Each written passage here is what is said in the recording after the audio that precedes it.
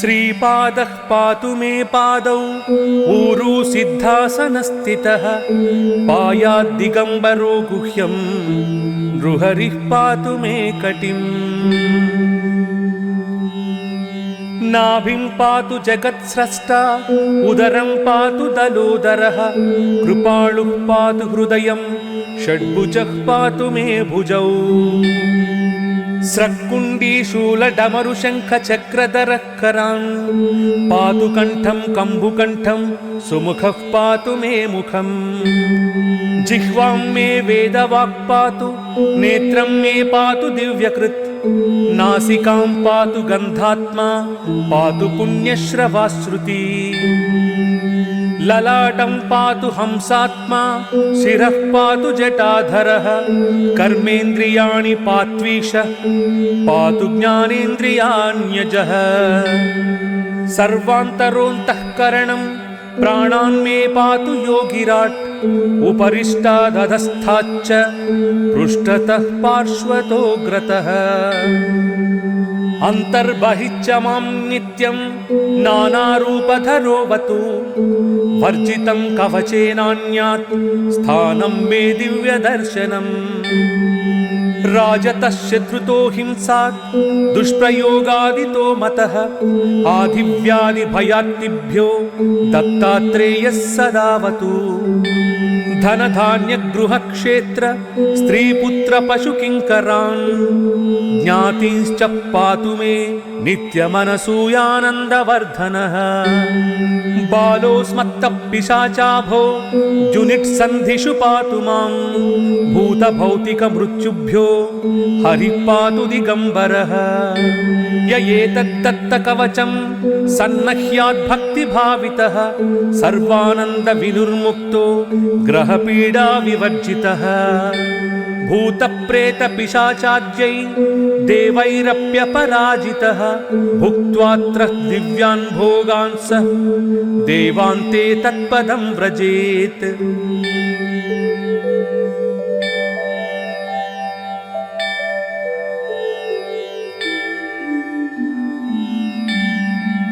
श्रीपादः पातु मे पादौ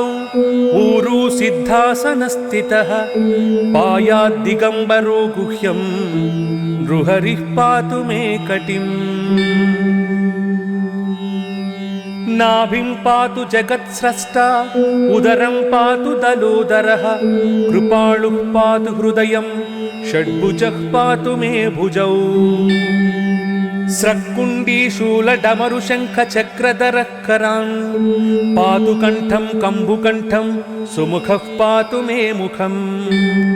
जिह्वां मे वेदवाक् पातु नेत्रं मे पातु दिव्यकृत् नासिकां पातु गन्धात्मा पातु पुण्यश्रवाश्रुती ललाटं पातु हंसात्मा शिरः पातु जटाधरः कर्मेन्द्रियाणि पात्वीश पातु ज्ञानेन्द्रियाण्यजः सर्वान्तरोऽन्तःकरणं प्राणान् मे पातु योगिराट् उपरिष्टादधस्थाच्च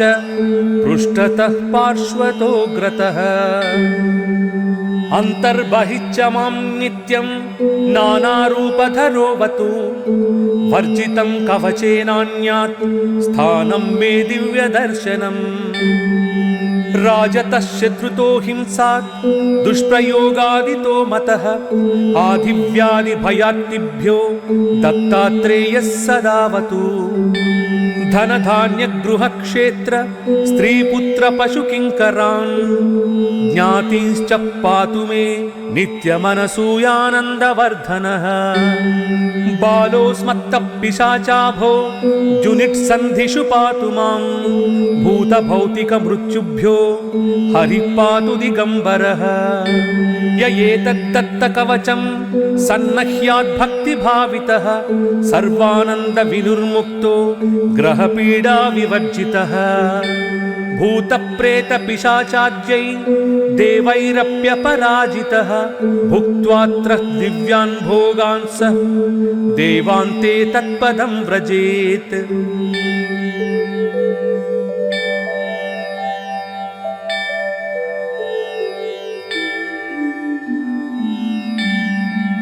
श्रीपादः पातु मे पादौ ऊरू सिद्धासनस्थितः पायाद्दिगम्बरो गुह्यं नृहरिः पातु मे कटिम् नाभिं पातु जगत्स्रष्टा उदरं पातु दलोदरः कृपालुः पातु हृदयं षड्भुजः पातु मे भुजौ स्रक्कुण्डीशूलडमरुशङ्खचक्रधरः करान् पातु कण्ठं कम्बुकण्ठं सुमुखः पातु मे मुखम् जिह्वां मे वेदवाक् पातु नेत्रं मे पातु दिव्यकृत् नासिकां पातु गन्धात्मा पातु पुण्यश्रवाश्रुति ललाटं पातु हंसात्मा शिरः पातु जटाधरः कर्मेन्द्रियाणि पात्वीश पातु ज्ञानेन्द्रियाण्यजः सर्वान्तरोऽन्तःकरणं प्राणान् मे पातु योगिराट् उपरिष्टादधस्थाच्च पृष्ठतः पार्श्वतोऽग्रतः अन्तर्बहिश्च मां नित्यं नानारूपधरोऽवतु वर्जितं कवचेनान्यात् स्थानं मे दिव्यदर्शनम् राजतः शत्रुतो हिंसात् दुष्प्रयोगादितो मतः आधिव्याधिभयात्तिभ्यो दत्तात्रेयः सदावतु धनधान्यगृहक्षेत्र स्त्रीपुत्रपशुकिङ्करान् ज्ञातींश्च पातु मे नित्यमनसूयानन्दवर्धनः बालोऽस्मत्तः पिशाचाभो जुनिट्सन्धिषु पातु मां भूतभौतिकमृत्युभ्यो हरिः पातु दिगम्बरः य एतद्दत्तकवचं सन्नह्याद्भक्तिभावितः सर्वानन्दविनुर्मुक्तो ग्रहपीडा विवर्जितः भूतप्रेतपिशाचाद्यै देवैरप्यपराजितः भुक्त्वात्र दिव्यान् भोगान् स देवान्ते तत्पदं व्रजेत्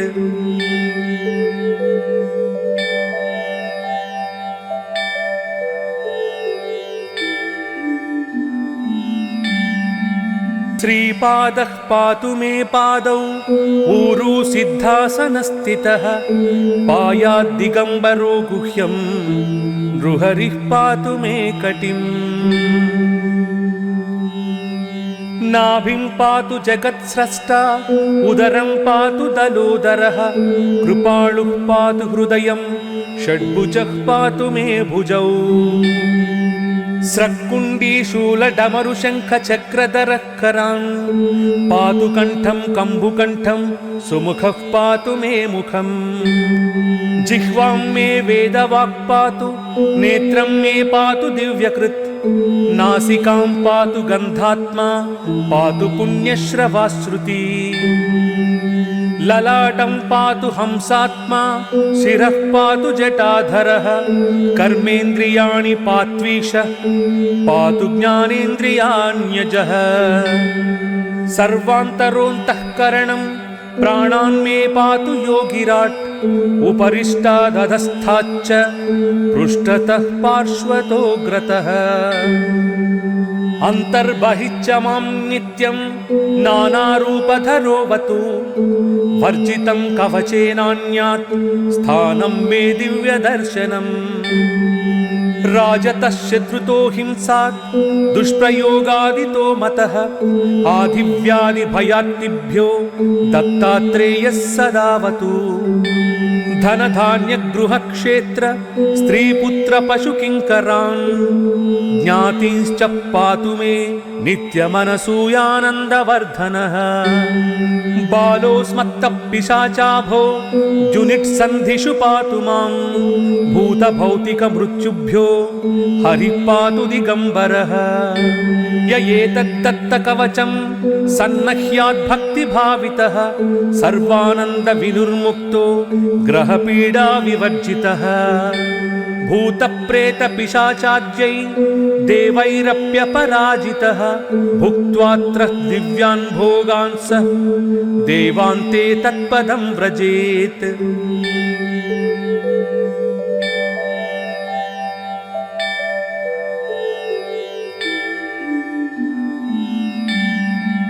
श्रीपादः पातु मे पादौ ऊरू सिद्धासनस्थितः पायाद्दिगम्बरो गुह्यं नृहरिः पातु मे कटिम् नाभिं पातु जगत्स्रष्टा उदरं पातु दलोदरः कृपालुः पातु हृदयं षड्भुजः पातु मे भुजौ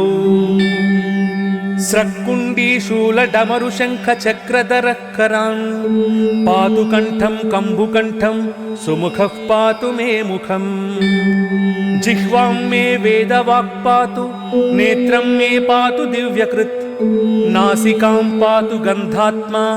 पातु पुण्यश्रवाश्रुति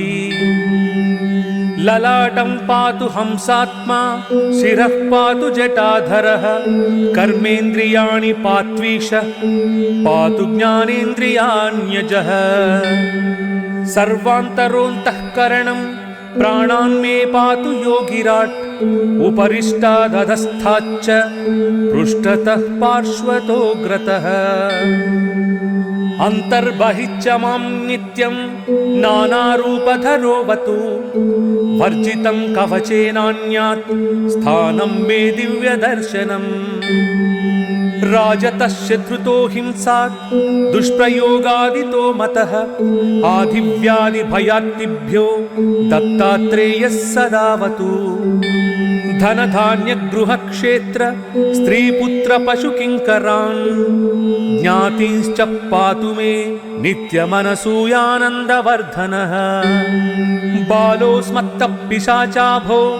जुनिट्सन्धिषु पातु मां भूतभौतिकमृत्युभ्यो हरिः पातु दिगम्बरः य एतद्दत्तकवचं सन्नह्याद्भक्तिभावितः सर्वानन्दविनुर्मुक्तो ग्रहपीडाविवर्जितः भूतप्रेतपिशाचाद्यै देवैरप्यपराजितः भुक्त्वात्र दिव्यान् भोगान् स देवान्ते तत्पदं व्रजेत्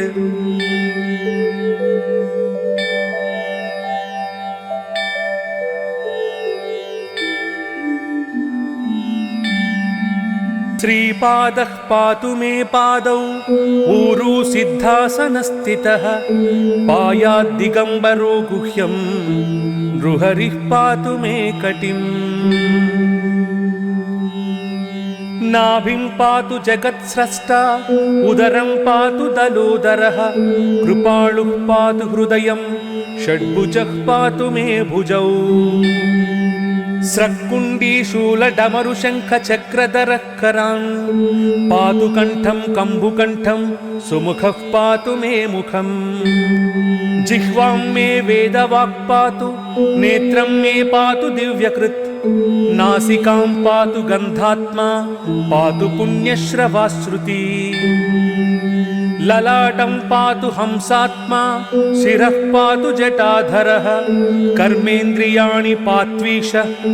पातु ज्ञानेन्द्रियाण्यजः सर्वान्तरोऽन्तःकरणं प्राणान् मे पातु योगिराट् उपरिष्टादधस्थाच्च पृष्ठतः पार्श्वतोऽग्रतः अन्तर्बहिश्च मां नित्यं नानारूपधरोऽवतु वर्जितं कवचेनान्यात् स्थानं मे दिव्यदर्शनम् राजतः शत्रुतो हिंसात् दुष्प्रयोगादितो मतः आधिव्याधिभयात्तिभ्यो दत्तात्रेयः सदावतु धनधान्यगृहक्षेत्र स्त्रीपुत्रपशुकिङ्करान् ज्ञातींश्च पातु मे नित्यमनसूयानन्दवर्धनः बालोऽस्मत्तः पिशाचाभो जुनिट्सन्धिषु पातु मां भूतभौतिकमृत्युभ्यो हरिः पातु दिगम्बरः य एतद्दत्तकवचं सन्नह्याद्भक्तिभावितः सर्वानन्दविनुर्मुक्तो ग्रहपीडाविवर्जितः भूतप्रेतपिशाचाद्यै देवैरप्यपराजितः भुक्त्वात्र दिव्यान् भोगान् स देवान्ते तत्पदं व्रजेत्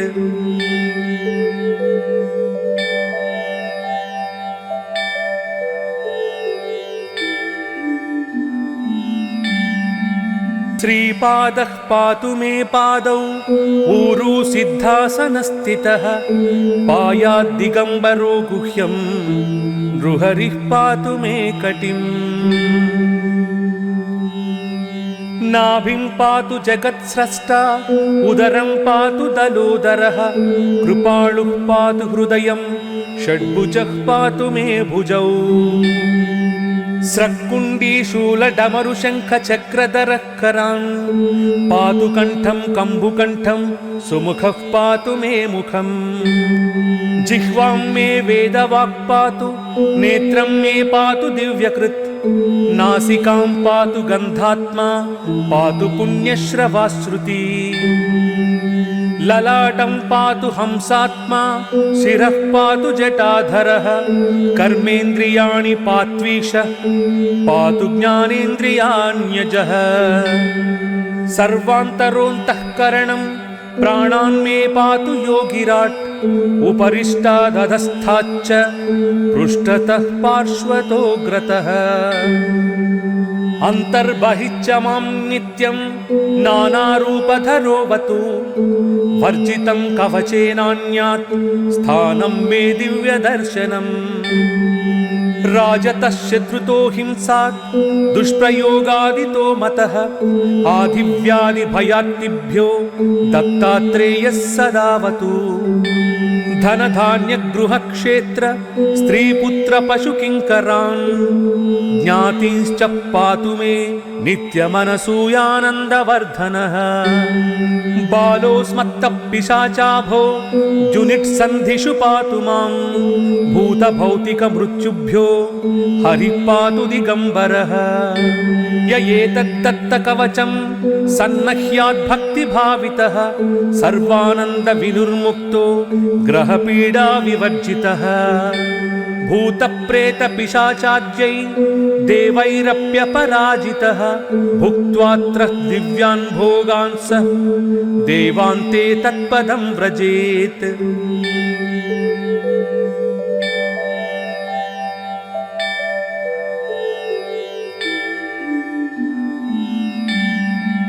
श्रीपादः पातु मे पादौ ऊरू सिद्धासनस्थितः पायाद्दिगम्बरो गुह्यं नृहरिः पातु मे कटिम् नाभिं पातु जगत्स्रष्टा उदरं पातु दलोदरः कृपालुः पातु हृदयं षड्भुजः पातु मे भुजौ स्रक्कुण्डीशूलडमरुशङ्खचक्रधरः करान्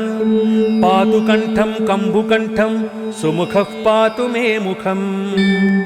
जिह्वां मे वेदवाक् पातु नेत्रं मे पातु दिव्यकृत् नासिकां पातु गन्धात्मा पातु पुण्यश्रवाश्रुति ललाटं पातु हंसात्मा शिरः पातु जटाधरः कर्मेन्द्रियाणि पात्वीश पातु ज्ञानेन्द्रियाण्यजः सर्वान्तरोऽन्तःकरणं प्राणान् मे पातु योगिराट् उपरिष्टादधस्थाच्च पृष्ठतः पार्श्वतोऽग्रतः अन्तर्बहिश्च मां नित्यं नानारूपधरोऽवतु वर्जितं कवचेनान्यात् स्थानं मे दिव्यदर्शनम् राजतः शत्रुतो हिंसात् दुष्प्रयोगादितो मतः आधिव्याधिभयात्तिभ्यो दत्तात्रेयः सदावतु धनधान्यगृहक्षेत्र स्त्रीपुत्रपशुकिङ्करान् ज्ञातींश्च पातु मे नित्यमनसूयानन्दवर्धनः बालोऽस्मत्तः पिशाचाभो जुनिट्सन्धिषु पातु मां भूतभौतिकमृत्युभ्यो हरिः पातु दिगम्बरः य एतद्दत्तकवचं सन्नह्याद्भक्तिभावितः सर्वानन्दविनुर्मुक्तो ग्रहपीडाविवर्जितः भूतप्रेतपिशाचाद्यै देवैरप्यपराजितः भुक्त्वात्र दिव्यान् भोगान् स देवान्ते तत्पदं व्रजेत्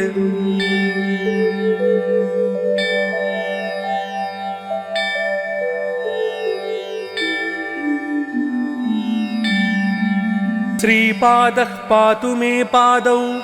ऊरू सिद्धासनस्थितः पायाद्दिगम्बरो गुह्यं नृहरिः पातु मे कटिम् नाभिं पातु जगत्स्रष्टा उदरं पातु दलोदरः कृपालुः पातु हृदयं षड्भुजः पातु मे भुजौ स्रक्कुण्डी शूलडमरुशङ्खचक्रधरः करान्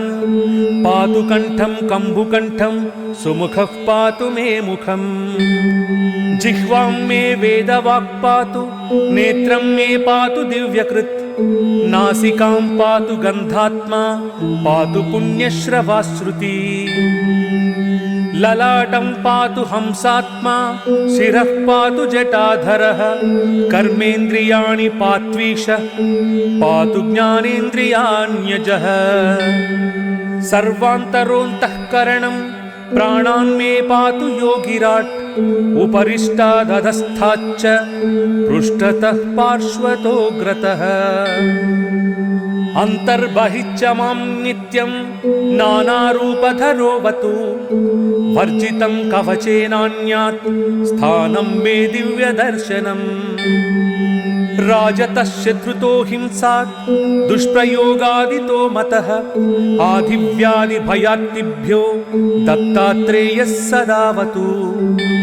धनधान्यगृहक्षेत्र स्त्रीपुत्रपशुकिङ्करान् ज्ञातींश्च पातु मे नित्यमनसूयानन्दवर्धनः बालोऽस्मत्तः पिशाचाभो जुनिट्सन्धिषु पातु मां भूतभौतिकमृत्युभ्यो हरिः पातु दिगम्बरः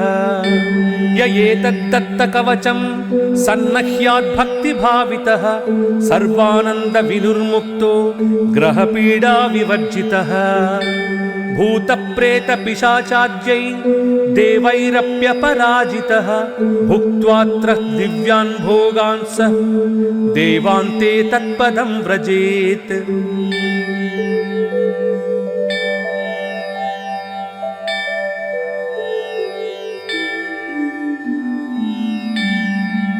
श्रीपादः पातु मे पादौ ऊरू सिद्धासनस्थितः पायाद्दिगम्बरो गुह्यं नृहरिः पातु मे कटिम् नाभिं पातु जगत्स्रष्टा उदरं पातु दलोदरः कृपालुः पातु हृदयं षड्भुजः पातु मे भुजौ स्रक्कुण्डी शूलडमरुशङ्खचक्रधरः करान् पातु कण्ठं कम्बुकण्ठं सुमुखः पातु मे मुखम् जिह्वां मे वेदवाक् पातु नेत्रं मे पातु दिव्यकृत् नासिकां पातु गन्धात्मा पातु पुण्यश्रवाश्रुती ललाटं पातु हंसात्मा शिरः पातु जटाधरः कर्मेन्द्रियाणि पात्वीश पातु ज्ञानेन्द्रियाण्यजः सर्वान्तरोऽन्तःकरणं प्राणान् मे पातु योगिराट् उपरिष्टादधस्थाच्च पृष्ठतः पार्श्वतोऽग्रतः अन्तर्बहिश्च मां नित्यं नानारूपधरोऽवतु वर्जितं कवचेनान्यात् स्थानं मे दिव्यदर्शनम् राजतः शत्रुतो हिंसात् दुष्प्रयोगादितो मतः आधिव्याधिभयात्तिभ्यो दत्तात्रेयः सदावतु धनधान्यगृहक्षेत्र स्त्रीपुत्रपशुकिङ्करान् ज्ञातींश्च पातु मे नित्यमनसूयानन्दवर्धनः बालोऽस्मत्तः पिशाचाभो जुनिट्सन्धिषु पातु मां भूतभौतिकमृत्युभ्यो हरिः पातु दिगम्बरः य एतद्दत्तकवचं सन्नह्याद्भक्तिभावितः सर्वानन्दविनुर्मुक्तो ग्रहपीडाविवर्जितः भूतप्रेतपिशाचाद्यै देवैरप्यपराजितः भुक्त्वात्र दिव्यान् भोगान् स देवान्ते तत्पदं व्रजेत्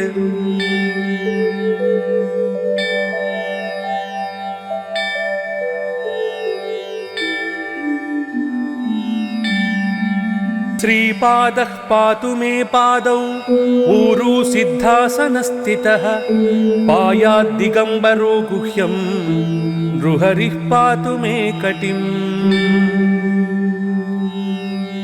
नाभिं पातु जगत्स्रष्टा उदरं पातु दलोदरः कृपालुः पातु हृदयं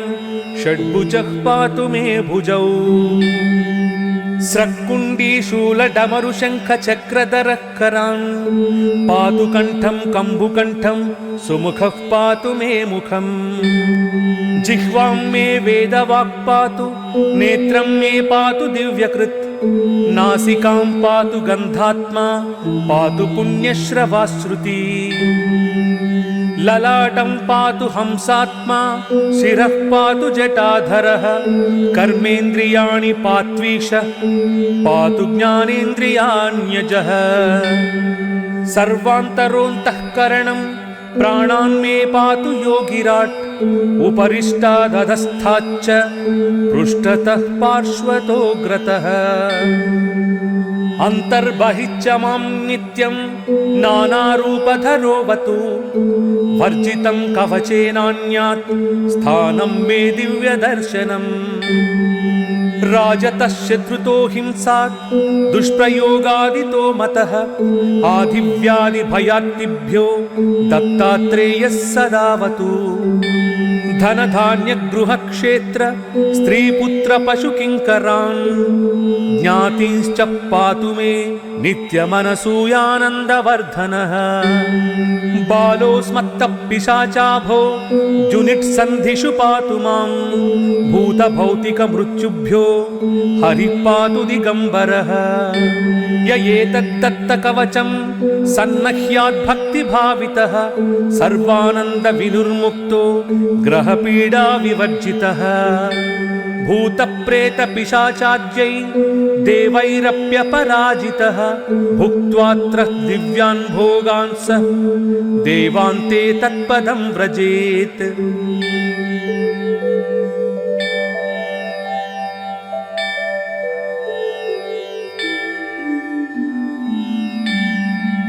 श्रीपादः पातु मे पादौ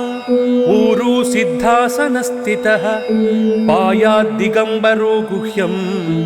नृहरिः पातु मे कटिम् नाभिं पातु जगत्स्रष्टा उदरं पातु दलोदरः कृपालुः पातु हृदयं षड्भुजः पातु मे भुजौ स्रक्कुण्डीशूलडमरुशङ्खचक्रधरः करान् पातु कण्ठं कम्बुकण्ठं सुमुखः पातु मे मुखम् जिह्वां मे वेदवाक् पातु नेत्रं मे पातु दिव्यकृत् नासिकां पातु गन्धात्मा पातु पुण्यश्रवाश्रुती ललाटं पातु हंसात्मा शिरः पातु जटाधरः कर्मेन्द्रियाणि पात्वीश पातु ज्ञानेन्द्रियाण्यजः सर्वान्तरोऽन्तःकरणं प्राणान् मे पातु योगिराट् उपरिष्टादधस्थाच्च पृष्ठतः पार्श्वतोऽग्रतः अन्तर्बहिश्च मां नित्यं नानारूपधरोऽवतु वर्जितं कवचेनान्यात् स्थानं मे दिव्यदर्शनम् राजतः शत्रुतो हिंसात् दुष्प्रयोगादितो मतः आधिव्याधिभयात्तिभ्यो दत्तात्रेयः सदावतु धनधान्यगृहक्षेत्र स्त्रीपुत्रपशुकिङ्करान् ज्ञातींश्च पातु मे नित्यमनसूयानन्दवर्धनः बालोऽस्मत्तः पिशाचाभो जुनिट्सन्धिषु पातु मां भूतभौतिकमृत्युभ्यो हरिः पातु दिगम्बरः य एतद्दत्तकवचं सन्नह्याद्भक्तिभावितः सर्वानन्दविनुर्मुक्तो ग्रहपीडाविवर्जितः भूतप्रेतपिशाचाद्यै देवैरप्यपराजितः भुक्त्वात्र दिव्यान् भोगान् स देवान्ते तत्पदं व्रजेत्।